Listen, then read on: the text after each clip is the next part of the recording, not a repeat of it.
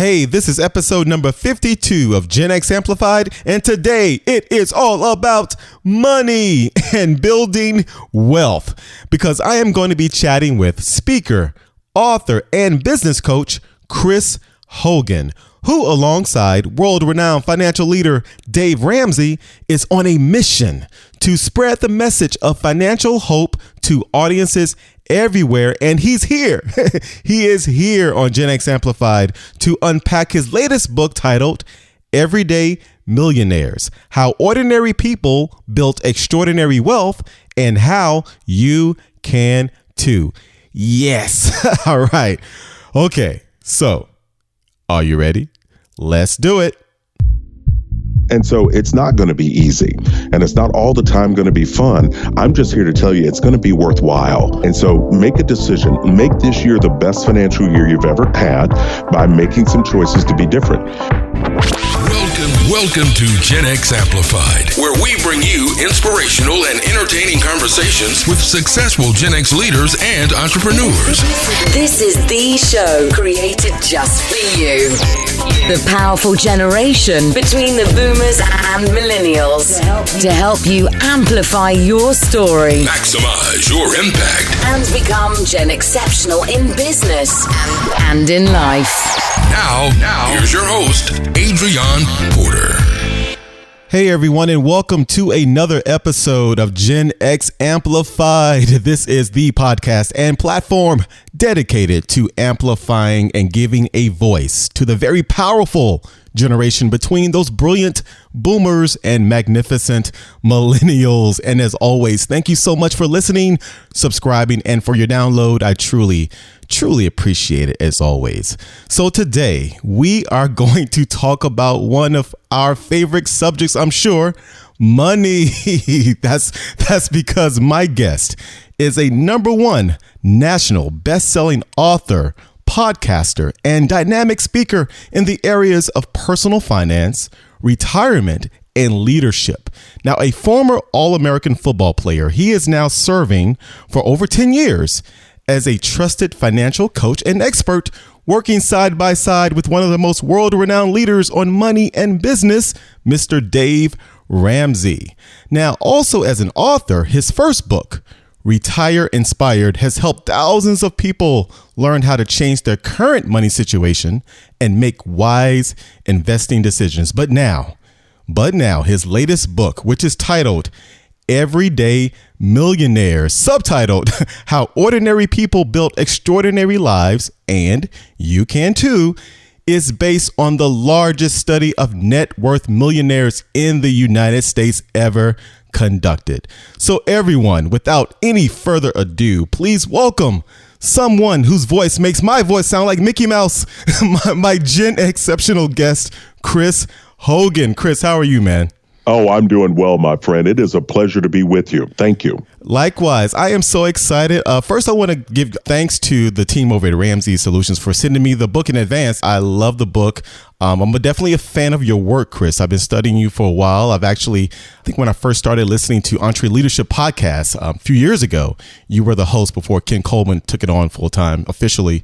But I've enjoyed your thought leadership on money, on leadership, on finance, and it's a pleasure and honor to have you on the show. Well, thank you, my friend. It is a pleasure to be with you, and I definitely appreciate the support and the compliment. Likewise. So, but I definitely want to get into these nuggets of this great book, because I think this is a subject that's so critical, especially for people that I'm passionate and called to help serve, to help maximize their impact. People in my generation, Gen Xers, kind of late 30s, 40s, early 50s. And because we are in a critical time in our lives, we're trying to make all of these decisions as far as our careers and our lifestyle.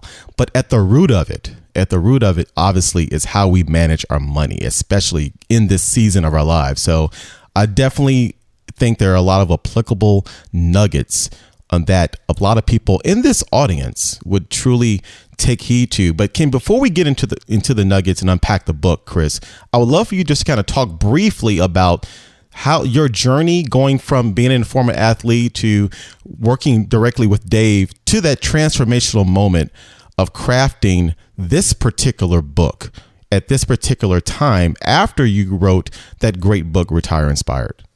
Well, for me, my life has been a journey, going from the playing field into the boardroom in the business world was definitely a growth opportunity for me. Mm-hmm. I have always been the recipient of great coaching. I've had people that have poured into me and saw bigger things for me than maybe I saw for myself. And so they pushed and encouraged me. And so, in my path through banking and having an opportunity to cross paths with Dave Ramsey and eventually join Ramsey Solutions, for me, my goal is to make sure that I'm passing that on. That I'm educating, encouraging, and empowering as many people as I can in my life and in my work. And so, the thing for me, with Retire Inspired, I wanted everybody to wake up. People were telling me that they thought, well, the Social Security will be enough for me to live my dream on, or the government's going to take care of me.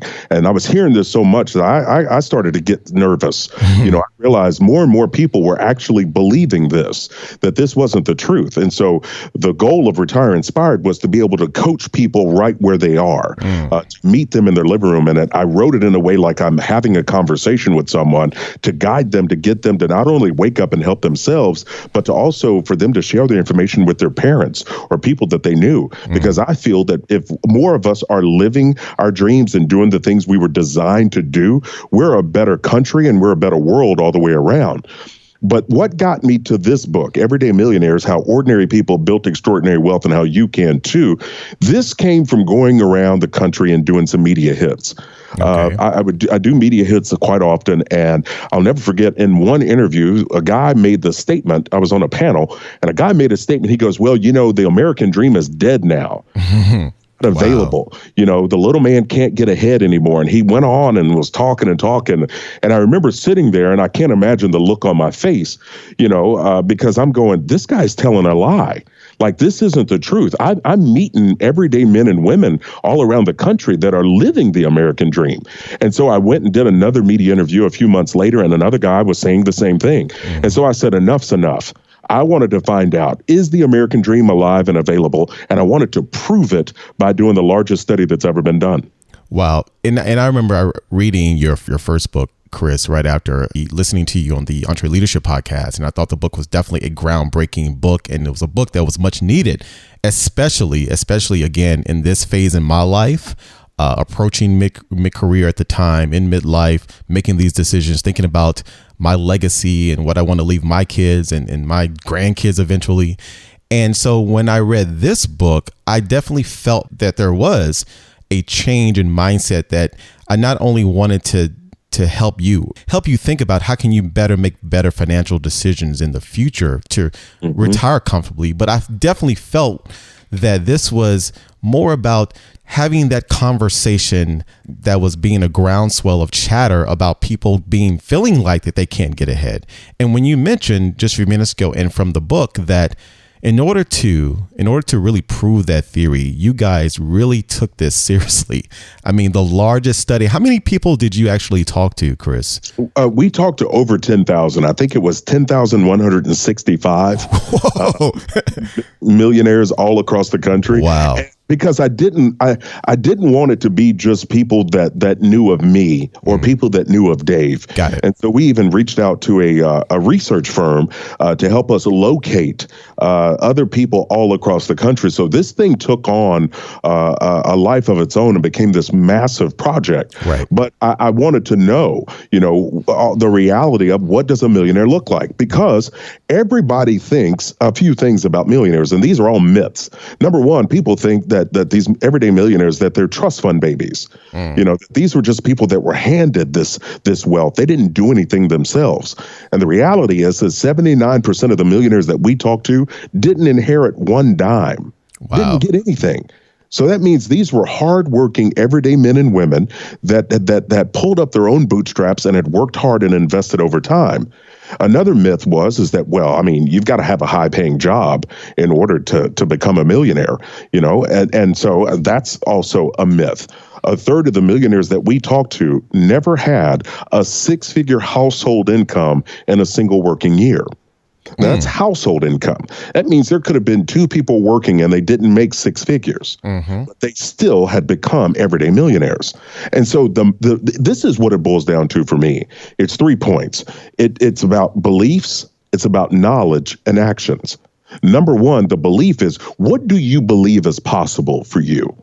You know, that makes you think a little bit. I grew up in rural Kentucky, and so I didn't know millionaires growing up. I didn't see them. You know, all I saw was what I saw on TV or athletes or musicians or something like that. I thought you had to inherit it or you had to invent something in order to get there. No, that's not true. And so when we assess what we believe about ourselves and what's possible for ourselves, we can start to grow our knowledge and we can start to take actions to change it. And so I want people to really hear that and understand and really think about, because I don't know about you, but I've got some crazy in my family. Definitely. And so family can impact what we believe. Right. If you never heard it was possible from family, or no one in your family ever heard it was possible, they can't pass that on to you. And a lot of times in some families, the doubts or limits are passed on to us instead of the encouragement to go do something new. So I really wanted people to really think about this and decide for themselves and not allow someone else to put limitations on them with what they can do for themselves as well as their future.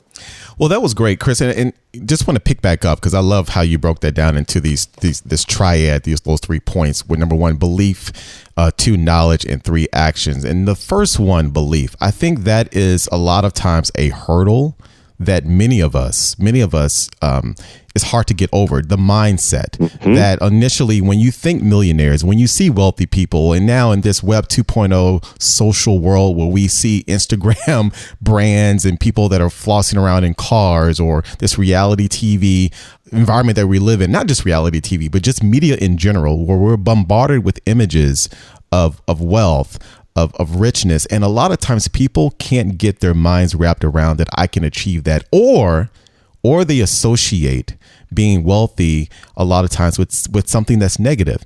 And I like the way that you approach this, that the first point, mindset, the first part of the book, the introduction, that you said the American dream is alive and available. And the first chapter, you've been lied to. You're coming out the gate, Chris, letting people know first, change your mindset. You can achieve this. And not only can you achieve this American dream, the everyday working hard person that was not a trust fund baby, that did not get a heritage or did not land a multi-six-figure job can achieve that. Now, it's going to take work. And I definitely want to now get into the action items, because to your point, you guys talk to a lot of people, but it takes work. It takes a mindset. It takes action.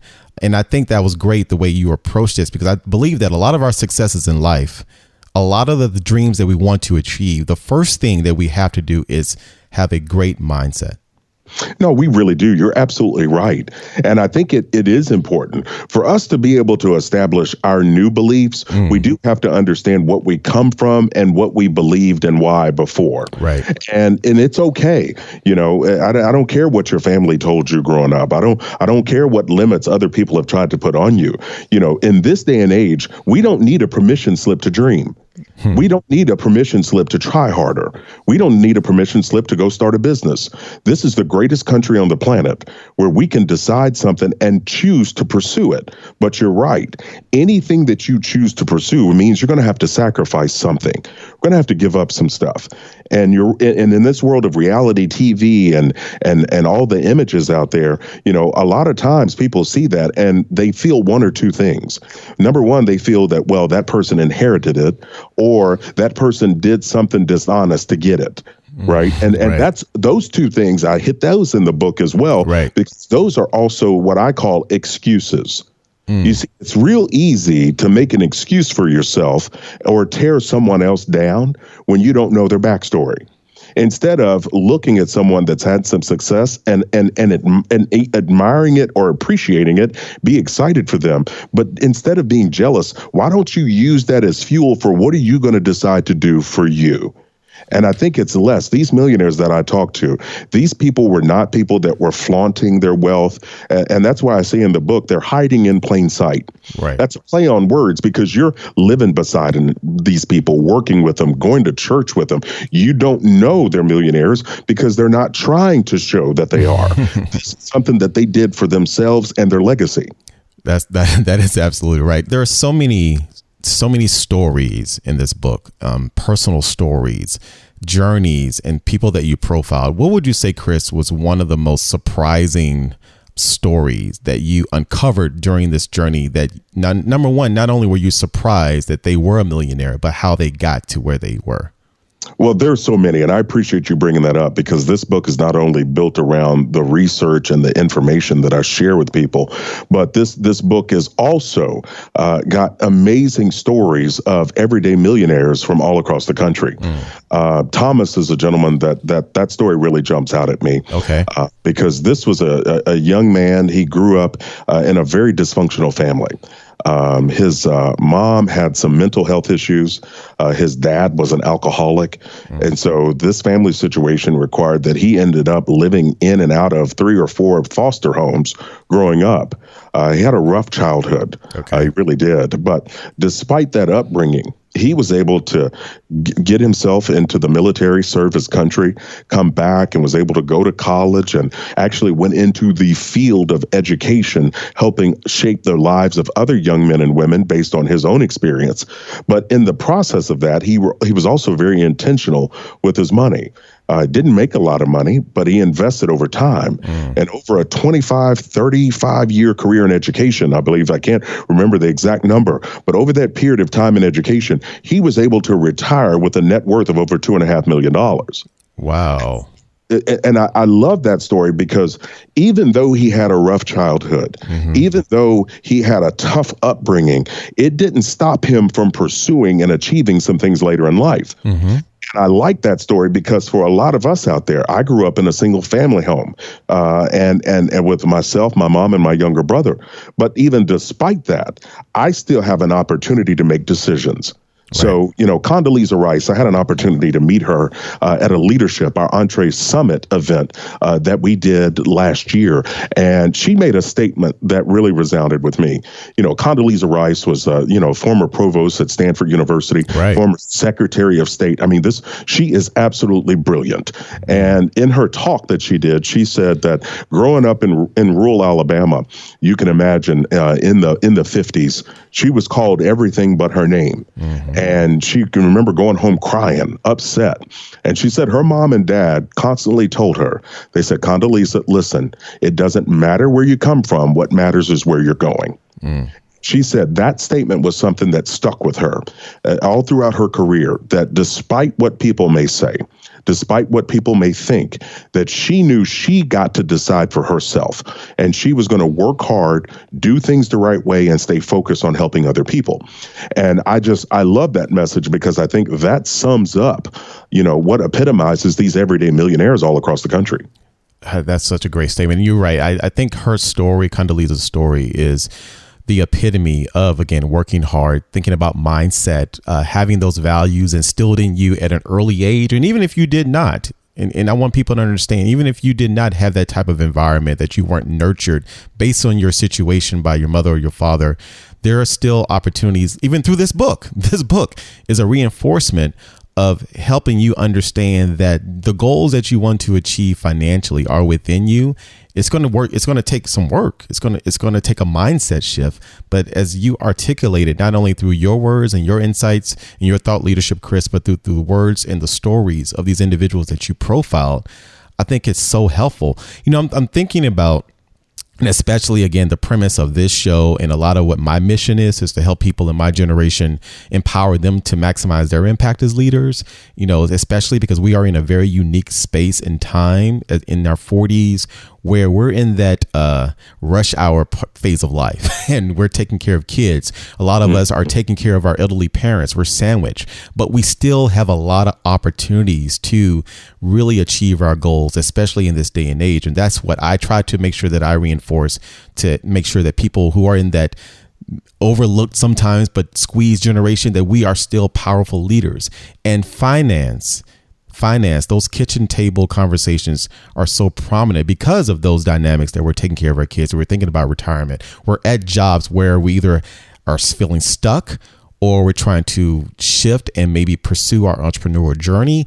And when we're thinking about these different variables in our lives, kids, finance, possibly pursuing entrepreneurial opportunities, or just wanting to get promoted, the money is at the root of those decisions. What would you say, Chris, to that 40-something, early 50, mid-career, midlife person that is struggling, that is thinking about their financial situation, and they want to become an everyday millionaire, but it is tough? And just to underscore that, Chris, there are so many articles that I read and I really study this. And an article just came out literally yesterday, and the title from Market Watch is "All the Ways Gen X is Financially Wrecked."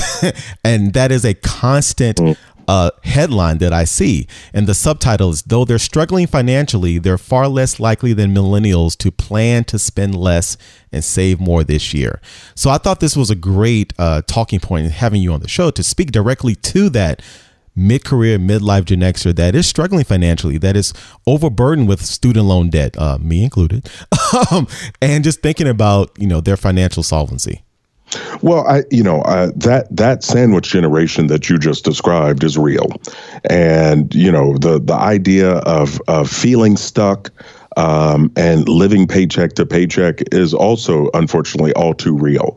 But I think one of the things that we have to tell ourselves and remind ourselves of constantly is where we are right now doesn't have to be where we end up unless we choose to. And what that means is when you acknowledge that there's better available and you want better for yourself, what we have to do is then decide that whole course of action. It goes back to the triad of the thing I mentioned before, right? Beliefs, knowledge, and actions. And so looking at this, what I would encourage someone out there to do is to start to get started. If you're feeling stuck in your career, my friend Ken Coleman has got a new book coming out called Proximity Principle. And he talks about what to do in your career and how to get yourself moved up and moved on a lot of times in your situation. And it's a new book that's on pre-sale right now. I encourage people to check it out. But on the money side, if you're feeling stuck, what I want you to do is decide to make some changes. And by that, the actions we've got to take is, number one, let's start to budget so you've got more control over your financial situation. Let's start to tell money where to go instead of wondering where it went. My friend John Maxwell has said, and I love that quote, but us being empowered to budget really helps us to understand it's not always that we need to make more money, it's that we need to do more with the money we make. That means taking control and starting to tell money where to go, getting ourselves out of debt. List those debts out smallest to biggest and attack the little one first, because getting out of debt's about momentum. It's not about math. And so let's get yourself out of debt. You'll give yourself a raise when you get out of debt. Let's build up an emergency fund so you've got a cushion between you and life and start to invest. And so whether that looks like you taking on an extra job to bring in income to attack debt, or you looking at a career move, let's realize we're still in control and we get to make choices. I love that. So you mentioned, when you're feeling stuck in budget and the debt, attacking debt. And that was I know that is definitely a principle that Ramsey preaches all the time, and you being part of that. And so attacking smallest to biggest. And so a lot of times I think people, when they think of debt, they want to attack the biggest item first. And that just may be a natural tendency. But your recommendation is to look at the smallest to biggest, not necessarily, because there's different types of debts. There's credit card debt, there's student loan debt, there's car loan. You're saying try to just attack the smallest because of that key word you mentioned, momentum. That's exactly right. So get a sheet of paper. I don't care about the type of debt. Okay. I'm talking all non-mortgage debt. I want you to just list it out and then list it smallest to biggest, whether it's credit card, car, student loan, whatever it is. But that now becomes, and you look at that, and especially if you add up how much you're paying on those debts each month, and a lot of times for people that can be $800 to $1,000 a month. Imagine that money staying with you instead of leaving you. Imagine you investing that instead of it leaving. So now the action steps become, what do I need to do to get myself through and out of this debt? Now, you can't expect to get out of debt overnight because you didn't get into this debt overnight. Got it. So you got to give yourself some time. But people that have gone through Financial Peace University, that's our 9-week membership that helps people understand how to deal with all this money stuff. We're seeing people get out of debt in 18 to 24 months. And so it's about that mindset, but more importantly, the steps that you take. But you hit on something, and I really want to plant a flag here for a minute. You said the word sacrifice earlier. And I think that's a word people need to write down and circle and really ask themselves this question. I know my goals, and we're good at writing down goals and what we want to do, but I want people to write down and ask themselves, what am I willing to sacrifice to get there? What am I willing to give up? And that might be you give up some sleep to work extra, or you give up some free time to bring in extra money to attack debt. But that area of sacrifice is something that isn't hit on enough. And I think it's important for us to acknowledge it and to make a decision about what we're willing to give up for what it is we want to gain. I love that. Yeah, I love it. Yeah, sacrifice. That is definitely a key word. But to your point, you may have to give up something to get. And a lot of times, and you mentioned this earlier, which I love that point of it didn't take you overnight to get into the debt, but That's right. Therefore, it may not take you overnight to get out of it. Once you get out, everybody put your earplugs on because the debt-free scream is going to be loud and rambunctious, right? It is, because what that does, and I love the debt-free scream. I sometimes will go down to the lobby and just hang out and just listen. Because what that is it's a statement. It's a statement about people that made a decision, that grew in their knowledge, changed their beliefs, and they also took the right kind of action. And I love that. It also is a statement about their legacy. Right. Because their kids or their kids' will never know what this debt could have done because they made a statement. And so it's not going to be easy, and it's not all the time going to be fun. I'm just here to tell you it's going to be worthwhile. And so make a decision. Make this year the best financial year you've ever had by making some choices to be different. We all know the definition of insanity, right? It's to keep doing the same thing over and over and expecting a different result. Well, let's not do that anymore. Let's be different so we can get different later. Wow. Love this. Legacy, your kids. I preach about legacy all the time, and because that is on top of mind now in my phase in my career. So I'm so glad you brought that up. Chris, man, there's so many nuggets here. I want to encourage everybody to get the book. But before I let you go, there is a final question that I ask all of my guests on Gen X Amplified. So are you ready? All right, I'm ready. All right. So, Chris, if there was a song that would play every time you enter a room or when you walk down the street that perfectly fits your story and the brand of Chris Hogan, what song would that be? What would be your own personal theme song? Oh, wow. Okay, this is a fantastic question. And I'm going to have to give you two songs. Hey, let's do it. I just have to. The first one is going to be Michael Jackson's, right? Mm-hmm. Don't Stop, right? So you get enough. Because I think that's an important mindset in life that you are thinking about, hey, what am I'm going to keep going. I'm not going to stop. Another would be Journey's Don't Stop Believing. I want people to believe in themselves, and I don't want them to stop until they get to where they want to go. I love it. You notice the two songs, the commonality, don't stop. Chris, man, that was great. I want to encourage everyone, please. And those of you who are listening, you know who you are. You need to get out of debt. You need to change your mindset, and you too can become an everyday millionaire. Pick up Chris's book. Chris, please let everyone know how they can keep in touch with what you're doing with not only your brand and your thought leadership, but also with what you're doing with Ramsey Solutions, and how they can pick up this book. Fantastic. Yes. Well, you can get more information about me as well as the Chris Hogan show that I have as well by going to chrishogan360.com. Going there, you can get more information about the book. I've got some free tools on there for people as well to help them in their journey. And again, that's just chrishogan360.com. chrishogan360.com. Make sure you check it out. Everyone, you too can become an everyday millionaire. It's been great chatting with you, Chris. Looking forward to learning more and for me to do that debt-free scream. That's fantastic, my friend. Thank you so much for having me. And I can't wait to have you here to do that debt-free scream. Love it. Take care. Take care. Okay, that was Chris Hogan, speaker, business leader, Ramsey personality, and author of this great book, titled Everyday Millionaires: How Ordinary People, remember that, built extraordinary wealth, and how you can too. Awesome book, I tell you. So many great nuggets, and it's so applicable.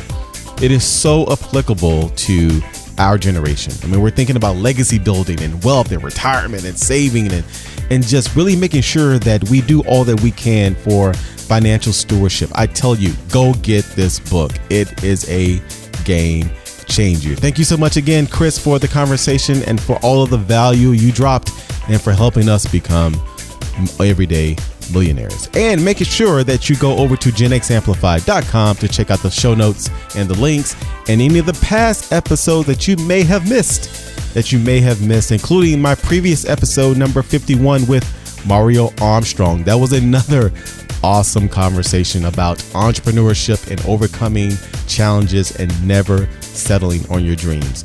And as always, to you, thank you so much for listening and subscribing. And remember, you can also find Gen X Amplified on any of your podcast platforms that you listen to podcasts on, such as Apple, Google, Spotify, iHeartRadio, and what have you. And if you enjoyed this content, and if you have enjoyed the show, please feel free to give us a rating, a good rating and review on iTunes.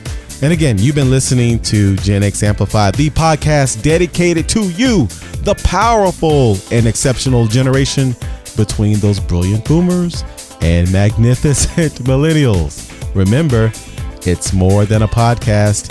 It is a movement. Take care.